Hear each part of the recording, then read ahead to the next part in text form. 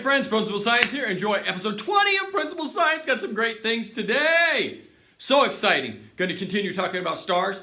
And then next week, I got some great demonstrations for you. So excited for next week. Planning big things, big things for all of you. So enjoy episode 20 of Principal Science. Science here, focusing on our mindset.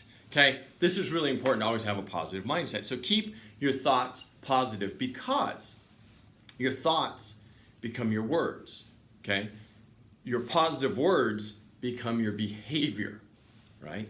Your behaviors become your habits. Your habits become who you are, your values, okay? And then your values dictate your destiny. So keep it positive. Positive words lead to positive behaviors, which leads to positive habits, which lead to positive values, which gives you a positive destiny. Great goals, great future. So keep it positive. All right, that's Principal Science Mindset. Our scientist of the day is Johannes Kepler. He lived from 1571 to 1630. He discovered the solar system's planets follow elliptical paths. He identified that tides in the ocean are caused mainly by the moon, and he proved how logarithms work. That's pretty cool. That's a whole lot by one guy. So that is our scientist of the day, Johannes Kepler. On this day in 1960, the oldest U.S. bat was identified as being 24 years old. It had been tagged on the 22nd of June in 1937. The female little brown bat was one of the most abundant bats in the U.S. and was found in a cave in Vermont. All right, friends, I'm reintroducing a vocabulary word for us simply because Principal Science discussed this during his science principle today, and he'll be using this word. Scientists say Kelvin. This is a temperature scale that is often used in the physical sciences. Units of Kelvin are the same size as units on the Celsius temperature scale, but 18 degrees Celsius is equal to 291 kelvins.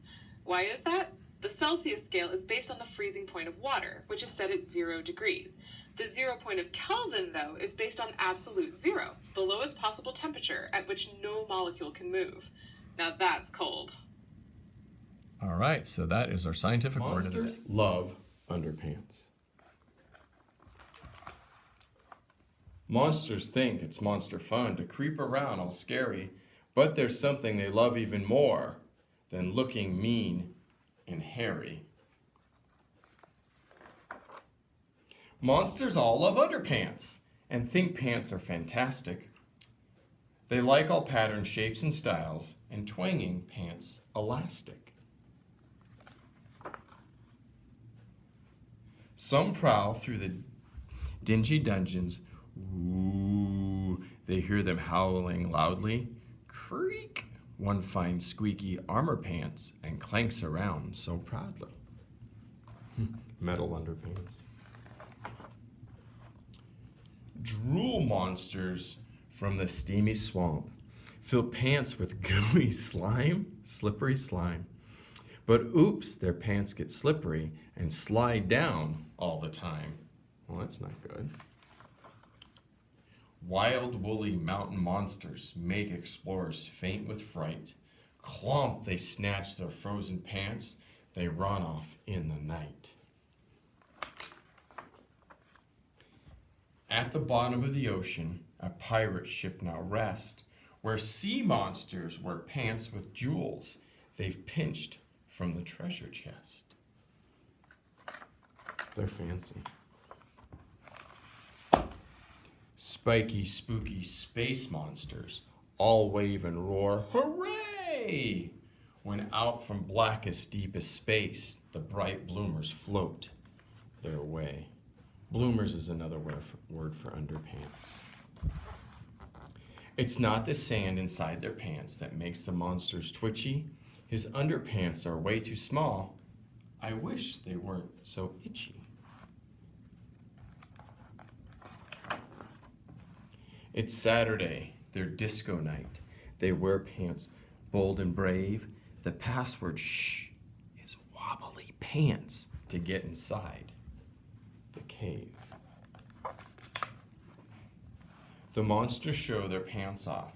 if they dance, as they dance the monster bop. Their pants clad bottoms jig and jive till someone yells, "Stop!"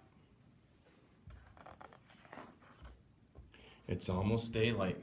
Quick, back home. We can't risk being spotted, for no one will be scared of us all in pants all striped and dotted. So if you hear strange scuffles from beneath your bed, beware. You might just catch a monster trying on your snazzy underwear. Monsters love our friends talking about stars. So a couple weeks ago, our science vocabulary word was kelvins, and that is a temperature range. And so, in a way of measuring. So stars, because sometimes you see a star and it's either red or white or blue, or our sun that looks yellow. Well, the size or mass dictates the temperature, which dictates the color of the stars. So a red star is the coolest of the stars with less than 3,500 Kelvin. Now stars like our sun that are yellowish or whitish average about 6,000 Kelvin, and the hottest stars are the blue stars, which average about 12,000 Kelvin. So the coolest stars are red, the medium stars are yellow, and the hottest stars are the blue ones. So a little bit more of star facts. That's our principal science principle. Hope you enjoyed learning that. I learned a lot. Friends, that's all I have for you today. You have an amazing weekend. Be great. Keep working hard. I appreciate you and I miss you. Principal Science says ta-ta for now.